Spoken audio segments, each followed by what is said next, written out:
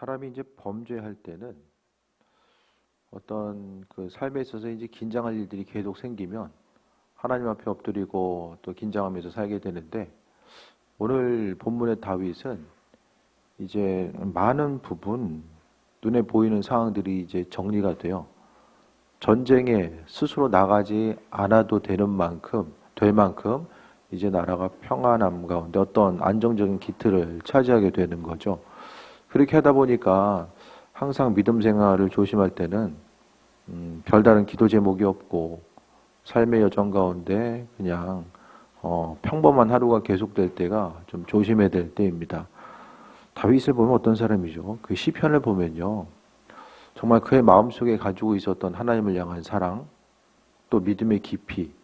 다윗은 한편으로 생각하면은 시인이었고 또 용사였고 또 어떻게 생각하면 그런 예언자적인 성향도 가지고 있었고요. 하나님이 다윗에게 많은 부분을 허락해 주셨습니다. 그래서 말씀을 통해서뿐만 아니라 삶의 순간순간마다 하나님을 경험하는 삶, 그의 인생의 순간마다 하나님이 함께 하시고 은혜로 이끄셨던 내용들을 하나하나 발견했던 거죠. 그토록 하나님을 삶의 여정 가운데 경험하고 그 어느 누구보다도 더 이제 하나님의 살아계심과 인도하심을 깨달아 알았었던 다윗, 또 주님과의 친밀함을 누렸었던 다윗이 한순간 또 살인자로서 또 간음죄를 저지른 자로서 이제 떨어지는 내용들을 오늘 본문은 이야기합니다. 11장 1절에 보면 다윗은 예루살렘이 그대로 있더라라고 합니다. 예루살렘이 그대로 있다라는 거. 그러니까 오늘 본문에 보면은 아람과의 이제 싸움이 일어나게 됩니다. 이제 암몬의 이제 암몬 자손 10장의 내용에 보게 되면 이제 암몬의 다윗이 이제 신하를 좁은 계곡으로 들여 보냈다가 이제 수염이 이제 깎이고 좀 모욕을 당해서 돌아오죠. 그 이후에 이제 아람과의 이제 전쟁이 시작됩니다. 전쟁 가운데서 있을 때에 11장 1절은 뭐라고 이야기하냐면 다윗은 예루살렘에 그대로 있었다. 그 두 가지 이야기하거든요. 전쟁에 나가지 않을 정도로 이제 탄탄한 이 신하들이 있었고 전쟁에 임할 수 있는 이 군인들의 숫자가 있었다라는 거죠. 또 한 가지는 나가야 됐었는데 안 나갔다는 의미성도 돼요. 그러니까 그 상대방의 왕은 이제 출전을 하거든요. 그러니까 암몬은 왕이 친히 그 출전하면서 11장 1절에 보면 그 해가 돌아 왕들이 출전할 때가 되매라고 이야기합니다. 그러니까 암몬은 왕이 출전하는데 다윗은 나가지 않아요. 나가지 않아도 되는 상황이지만은 또 한 가지 보면은 나가도 돼야 되는데 나갔어야 되는데 안 나갔다는 의미성도 됩니다. 어떤 뉘앙스가 풍기냐면은 2절에 보면 저녁 때 다윗이 그의 침상에서 일어나 왕궁 옥상에서 거닐다가, 지금 언제 일어나요? 침상에서? 저녁 때 일어나요. 언제 일어나야 돼요? 아침에 일어나야죠, 사람이. 그렇지 않습니까? 아침에. 뭐 중동은 저녁에 일어나고 아시아는 아침에 일어나고 그게 아니라 다 사람이 아침에 일어나야 돼요. 신하들은 지금 전쟁터 나가가지고 전쟁하고 있는데 왕이 뭐 하고 있습니까? 저녁 때 침상에서 일어납니다. 그러니까 전혀 이게 긴장감을 발견할 수가 없어요. 아무리 이제 국력이 강하고 다윗이 이제 전쟁에 익숙했다라고 할지라도 아니 자기의 휘하의 군인들은 지금 전쟁터 나가가지고 싸우고 있는데 저녁에 일어났다는 건 무엇입니까? 낮에 일어나기 힘든 상황인 거잖아요.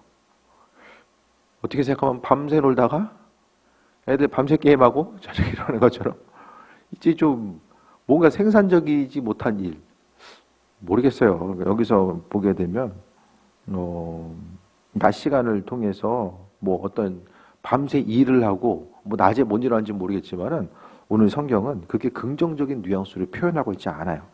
다윗이 그의 침상에서 일어나 왕궁 옥상을 거닐었다라고 합니다.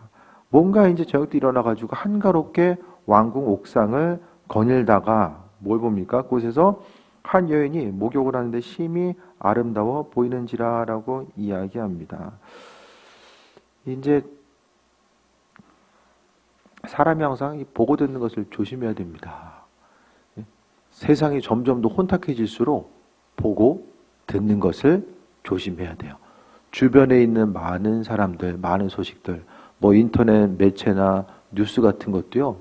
이 뉴스나 매체들의 내용은 어떤 객관적인 사실을 있는 그대로 이제 내보내는 뉴스들이 있어요. 예를 들어서 뭐 산불이 났대더라, 뭐 이런저런 일어난 현상들에서 전한 뉴스가 있는데요.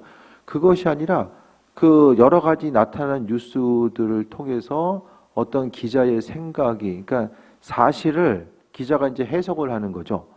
정확하게 이거다 아니다라고 이게 분별할 수 있는 정확한 뭐 날씨라든지 뭐 이렇게 보여진 현상이 말고 어떤 사람들과의 관계성 가운데 나타나는 현상들, 또 여러 가지 것들이 있잖아요. 사실인지 아닌지 정말 그 분별하기 힘든 내용들. 근데 그 여러 가지 기사들, 유튜브도 그러고요. 그 안에서는 누군가의 생각이 그 안에 심겨져 있는 거죠.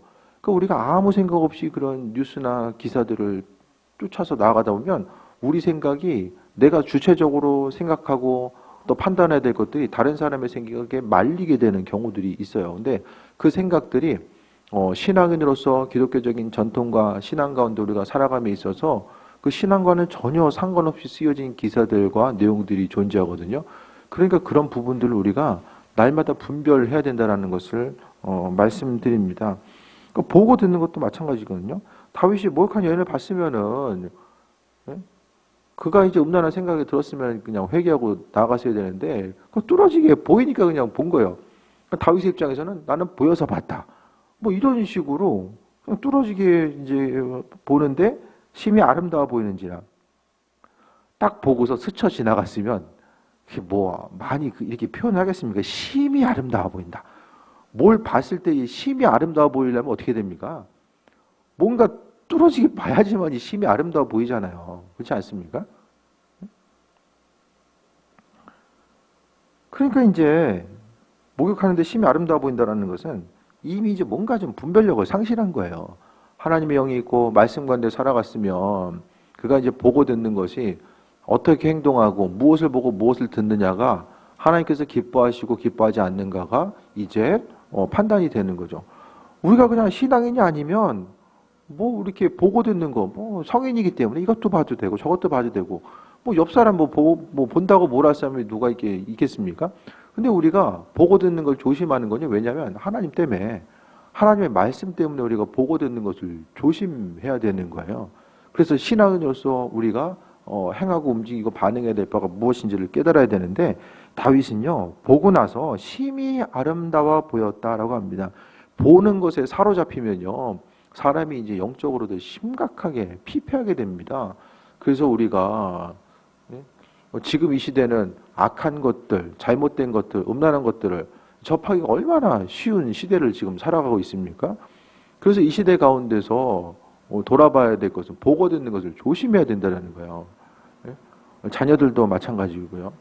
어른들뿐만 아니라 아이들도 얼마나 그 음란한 것에 노출되어 있습니까? 우리 자녀들 보다 걸리면 쫓겨납니다. 한 번만 딱 걸리면 아주 조심해야 돼요. 애들이 안 보일 것처럼 보여도 이게 지금 우리가 생각하는 것보다 이게 사단이 이제 음란한 역사를 통해서 얼마나 많은 부분 사람들을 미혹하고 넘어뜨리는가를 아주 조심해야 됩니다. 다윗도 뭐 때문에 넘어가요?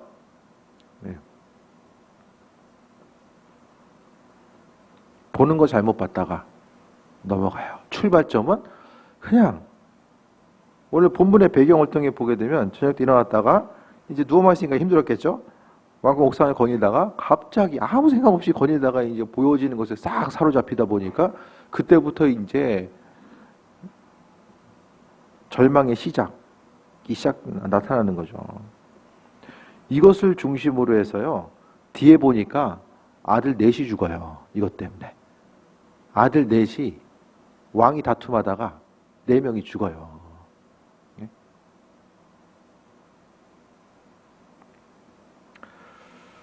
다윗이 이제 사람을 보냅니다.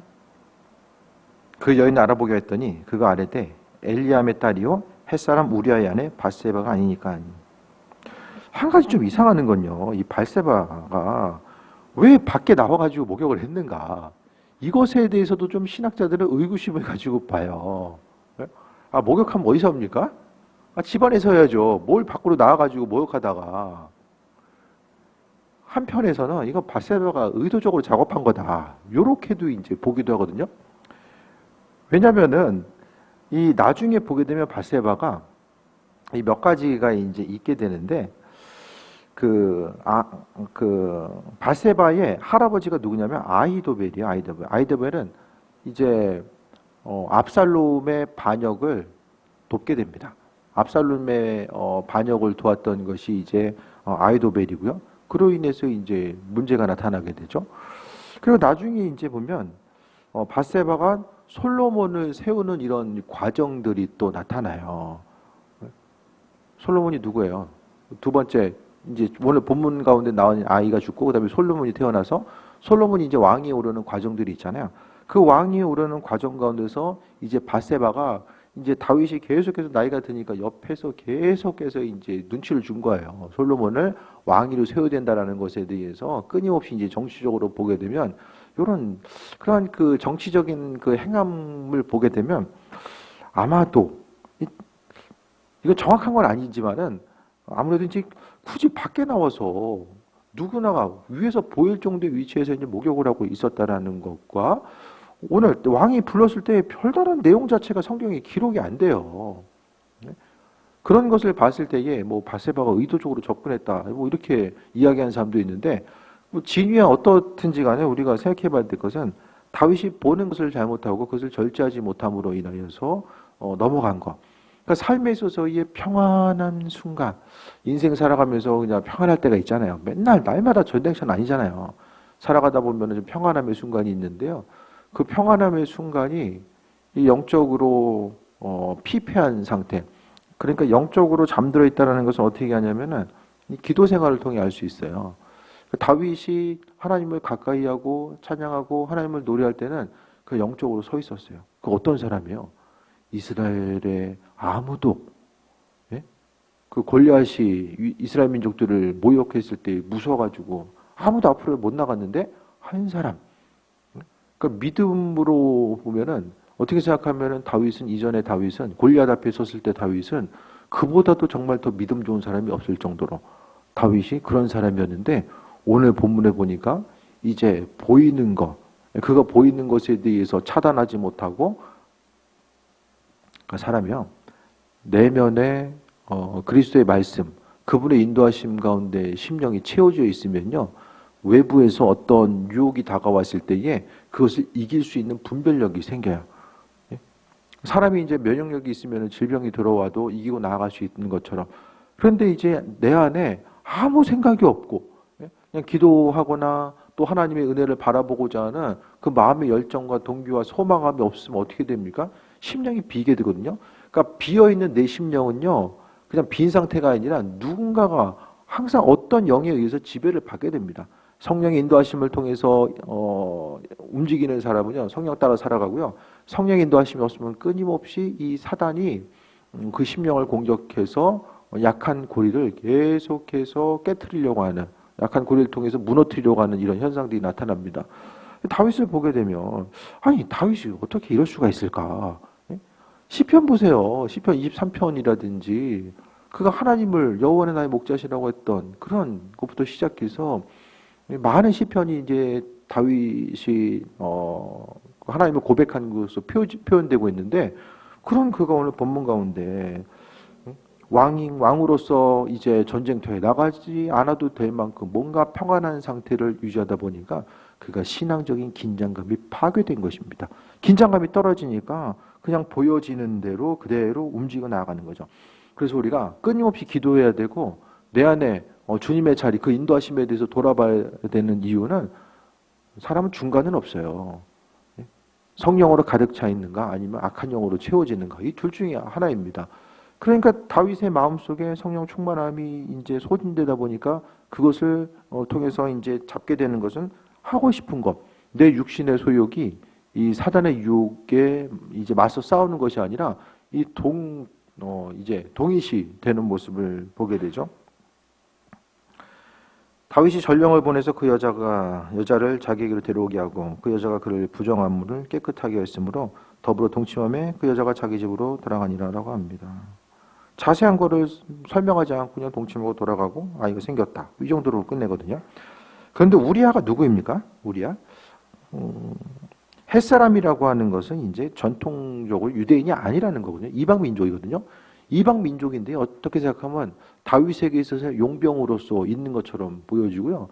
충실한 일꾼으로서, 충실한 신하로서 성경은 비춰지게 됩니다. 같은 이스라엘 민족 지파가 아니었음에도 불구하고 이방인으로서 그 다윗의 신하로서 충성된 일꾼으로서 그가 이제 어떤 모습을 보이는가 6절부터 계속해서 나오게 되죠. 그래서 범죄를 은폐하기 위해서 다윗이 뭘 합니까? 죄를 가려보려고.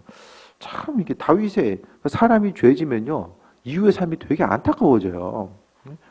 그 죄를 숨기기 위해서 어떤 일을 행합니까? 자신이 동침한 사실을 숨기기 위해서 아이를 가졌다라는 것을 숨기기 위해서 또 얼마나 이제 그가 왕으로서 하지 말아야 될 행동들 그 부분에 대해서 해하고 있잖아요.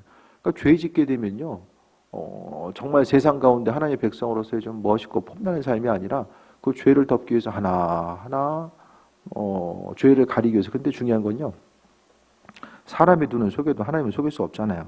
그래서 결국에는 우리아를 죽이게 됩니다. 전쟁터 맨 앞에 내보내가지고 죽인 거예요. 간음죄, 살인죄, 동시다발로 저지르게 돼요. 그러니까 우리 10년 가운데 편안함의 때, 아무 문제도 없고 쉽고 편안함의 때가 그것이 정말 우리 인생 가운데 유익인가 그런 부분에 대해서 돌아봐야 돼요. 기도 제목이 있다는 것 자체가 어떻게 생각하면 상당히 힘들고 어려울 수 있거든요. 그 기도 제목을 갖고 문제를 경험하고 또 환난 가운데 우리가 삶을 살아간다는 것 자체가 그 순간은 되게 불편하고 어려운 것으로 다가오게 돼요. 하지만은 그 어려움 때문에 우리가 더 주님을 찾게 되고 하나님의 예비하심과 인도하심을 돌아볼 수 있다고 한다면 그것이 바로 축복이고 인도하심의 증거입니다. 삶의 여정 가운데 하나님의 은혜, 그분의 도우심이 아니면 내가 삶을 살아갈 수 없다라는 것에 대해서 고백하고 그 하나님의 능력과 인도하심을 경험하고자 하는 이 삶의 순간이 계속되어야 된다는 것에 대해서 말씀드립니다. 근데 다윗이 영적으로 잠들어 있었다는 내용이 뭐냐면 나단 선지자가 오잖아요.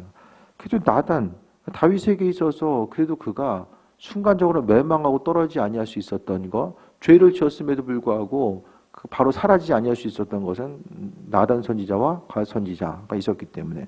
나단이 와가지고 이제 이야기하잖아요. 이제 양의 비유를 통해서 이제 이야기했을 때에 그가 이제 처음에 이야기를 듣고 자신의 이야기라는 사실을 이걸 몰라요. 그러니까 영적으로 잠들어 있었다는 사실 자체가 선지자가 비유로서 이야기하면 그가 깨어 있었으면은 자기 얘기를 한 것임을 알았을 텐데 전혀 이제 못 알아듣게 됩니다. 그것에 대해서 뭐라고 이야기합니까? 12장 5절에 보면 다윗이 그 사람으로 말미암아 노하여 나단에게 이르되 여호와의 살아계심을 두고 맹세하노니 이 일을 행한 그 사람 마땅히 죽을 자라. 양 때문에 양 99마리 있는 사람이 상대방 양 빼앗은 거 그것 때문에 그 양 빼앗은 한 사람 그 바람직하지 못해. 그래서 그 사람 반드시 죽어야 돼. 이제 이렇게 이야기하거든요. 사람 죽인 자신의 죄는 돌아보지 못하고 양 한 마리 뺏어온 사람은 죽어야 된다. 지금 영적인 상태가 이런 거예요. 그리고 6절에 그가 불쌍히 여기지 아니하고 이런 일을 행하였으니 그 양 새끼를 4배나 갚아줘야 하리라 한지라라고 이야기합니다. 신학자마다 이제 보는 관점은 다르지만 이 4배 갚는 것 자체가 아들 4명이 죽은 것과 이제 많이 연결을 하거든요. 그래서 그 자녀들이 왕위 탄찰 때문에 죽게 되고 또 그러니까 하나님은요 우리가 말하는 거를 그냥 기억하시는 것 같아요. 그냥 한번 해본 말이야. 그게 하나님 앞에서는 통용이 안 됩니다. 우리가 가지고 있었던 생각과 관점. 우리 큐티를 통해서 볼 수 있는 것처럼 아브라함이 소돔과 고모라가 멸망했을 때에 하나님께서 계속 말하잖아요. 그 말 때문에 하나님이 반응하시는 것을 보게 되거든요. 우리가 말하고 생각하는 것들을 항상 우리가 조심해야 될 이유 자체. 힘들지만 힘들어, 짜증나, 어려워 이런 말만 계속하다 보면 그런 일들이 반복될 수밖에 없어요. 힘들지만 그 안에서 인생이 힘든 가운데 있을 때 주님이 원하시는 일들이 무엇일까를 스스로 질문해야 되고 그것을 통해서 그러니까 힘든 순간이 단 한 가지예요. 우리가 해야 될 것은 내 인생의 부족함과 힘든 이유 힘든 것은 우리가 인생 가운데 어떤 일들을 감당하기 어렵다라는 거잖아요. 감당할 수가 없는 상황을 이야기하잖아요. 그때마다 우리가 이야기해야 될 것, 돌아봐야 될 것은 그렇기 때문에 내 인생은 여전히 주님의 인도하심과 일하심이 필요하다라는 사실에 대해서 고백하면서 살아가야 됩니다. 우리가요, 신앙이 성장할 때는 고난이 있을 때예요. 고난이 있을 때. 뭔가 내 인생 가운데 벽이 있고 이 벽을 어떻게 넘어갈 수 있을까? 그것에 대해서 고민하면서 믿음이 성장해 나아가게 됩니다. 아무 일 없고 평탄한 가운데 있으면요. 오늘 다윗과 같이 그토록 하나님과 친밀했던 다윗도 눈에 보이는 것들 또 보여지는 현상들이 쉽고 편안함 가운데 만족감, 이제는 뭐 그 신약에 나와 있는 그 부자처럼 창고가 차가지고 더 큰 창고 새로 져야 되겠다. 이렇게 이야기하면서 삶의 만족감을 누리고자 했었던 그 부자처럼 다윗도 그와 같이, 그러니까 사람이요 하루도 자신의 신앙을 확신할 수가 없어요. 아무리 그냥 내가 주를 위해서 죽겠다라고 고백한 사람도 그 믿음 생활을 끝까지 유지하면서 살아가는 것 자체가 인생 가운데 쉽지 않다라는 거예요. 항상 하나님의 주인 되심에 대해서 고백하고 그 예비하심과 인도하심을 바라보고자 하는 삶의 열정들이 계속돼야 되고, 그러니까 하나님 앞에 우리가 우리 자신을 믿을 수가 없는 거예요. 그러니까 주님 앞에 서서 날마다 긴장하고 또 하나님께서 예비하시고 공급하신 것들을 경험하고 그의 은혜가 아니면 내가 삶을 기쁨과 소망 가운데 살아갈 수 없다라는 것에 대해서 고백하고 그 인도하심 따라 삶을 살고자 하는 그 마음의 열정들이 계속되어야만 합니다. 범죄함이 눈에 잠깐 봤던 거 보고 그냥 스치고 넘어갔어야 되는데 눈에 담아 두었던 그 한 장면으로 인해서 이제 간음죄로 이어지고 또 간음죄가 이제 거짓말과 또 살인죄로 이어지고 또 그 살인죄로 말미암아 어떻게 됩니까? 오늘 본문 가운데 그 임신했던 이 아이는 태어나서 좀 이따 죽게 되고, 그러니까 아들들까지 하면 이제 5이 죽는 거네요. 5. 죽음의 죽음. 그러니까 하나님은 모든 죄를 다 용서하시는 분을만 생각하면 안 돼요. 죄에 대해서 알고 지은 죄들에 대해서 또 하나님은 또 죄값을 치르기도 하신다라는 것에 대해서도 우리가 또 잊지 말아야 됩니다. 그래서 우리 자신이요, 이전에 가지고 있는 신앙생활, 이전 했던 거 가지고 살 수는 없어요. 우리는 날마다 이전 것들은 잘했든 못했든 뒤로 남겨두고요, 오늘 하루 하나님의 백성으로서의 삶을 어떻게 살 것인가, 그 아침에 눈을 뜨고 하루를 시작하는 것처럼 그냥 새롭게 주님 앞에 서서 겸손한 마음 가지고 앞으로 나아가며 그날 하루 살아갈 수 있는 은혜를 하나님 공급해 주시길 바랍니다라는 그 기대함과 소망감 가지고 우리가 삶을 살아가야 된다는 것에 대해서 말씀드립니다. 죄를 은폐하고 우리아를 죽이고 또 책망받고 이 모든 순간순간의 모습을 통해서 이제 어려움의 순간이 다가오게 되는데요.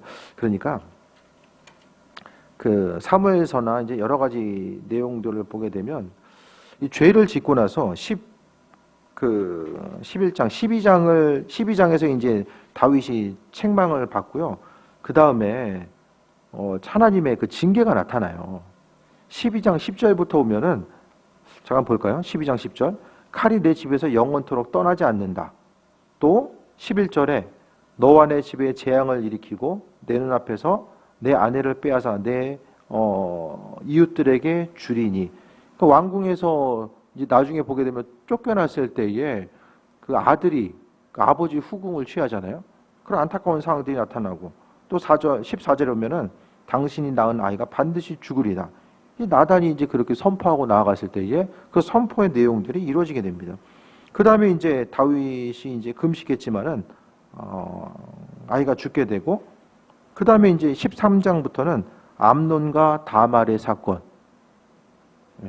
이제 형제들끼리 이제 추행하는 일들, 그 다음에 이제 압살롬의 복수와 피난과 여러 가지 이제 고난길과 이제 그 고통과 어려움의 순간들이 이제 계속해서 일어나고, 이제 성경에서는 죄 때문에, 그러니까 죄 안 졌으면은 하나님께서 베풀어 놓으신 은혜 가운데 기쁨과 감사함에 더 깊이 주 영광 가운데 들어나갈 수 있었을 텐데요. 그 이후의 삶을 보세요. 그러니까 사무엘하 이제 오늘 본문 이후의 장을 보게 되면 계속해서 가족끼리의 이 잔혹사가 발생돼요. 서로 죽고 죽이고 아버지가 아들에 의해서 쫓겨나가고. 그러니까 아들이 아버지 죽이겠다고 지금 이제 왕위 때문에 쫓겨나가는, 예? 이런 현상들이 이제 발생된 거죠. 부모의 죄가 자녀에까지 이제 연결되는 현상들이 이제 보여져요. 그래서 오늘 말씀 정리합니다. 날마다 하나님 없이 합한 자로서의 삶을 살게 되고, 때로는 삶에 있어서의 어려움이 정말 고통스럽고, 이 문제 가지고 언제까지 고민해야 되나, 그렇게 어려움으로 다가올 때도 있지만은 그 가운데서 우리가 여전히 주님 의지하고, 순간순간 힘들지만 깨어서 주님 의지하고 그 도우심과 인도하심을 바라보고자 했을 때에 주께서 우리의 삶을 일으켜 주시고 인도해 주십니다. 눈으로 보기에는 아무 문제 없고 쉽고 편안한 생활이 우리에게 유익처럼 보여줘도 간절히 기도할 때는 언제입니까? 정말 기도 제목이 있을 때 더욱더 간절히 기도하게 되잖아요. 그래서 우리가 항상 하나님 보시기에 또 합한 자로서의 삶을 살기 위해서 긴장하고 주의 도우심과 인도하심을 바라보고자 했을 때에 또 하나님 나라의 온전한 주인공으로서 살아갈 수 있게 됩니다. 우리는 한순간도 우리 자신의 신앙생활을 믿음의 분량을 확신해서는 안 됩니다. 날마다 우리 자신이 하나님 앞에 부족한 자, 그래서 주님의 은혜로서 지금 믿음 생활하고 있다는 사실에 대해서 기억하면서 날마다 겸손함으로 주님께 나아가고자 했을 때에 아버지께서 은혜로 베풀어 주시고 인도하실 줄 믿습니다. 그래서 삶의 순간순간마다 더 주님 의지하고 특히 보는 것들 또 듣는 것들을 조심해서 그 잠깐 보고 듣는 것들로 인하여서 그것이 이제 보고 듣는 것들로 끝이지 않고 나중에 생각하기 힘든 엄청난 결과들로 우리가 책임져야 될 수 있다는 사실에 대해서도 다시 한번 기억하며 항상 하나님의 백성으로서 인도하심 받아 징계받는 인생이 아니라 축복받는 인생, 하나님의 도우심과 인도하심 가운데 승리하는 귀한 삶이 되시기를 축원드립니다. 기도하겠습니다. 아버지의 사랑에 감사드립니다. 주님의 뜻 가운데 또 새해 먹고 나아가게 하시고 아버지께서 바라시고 원하신 일들이 무엇인지를 돌아보며 믿음으로 분별하며 살아갈 수 있도록 인도하옵소서.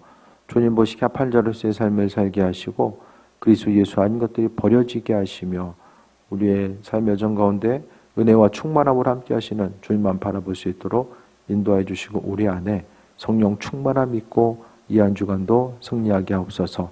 감사드립니다. 예수님의 이름으로 기도드립니다. 아멘.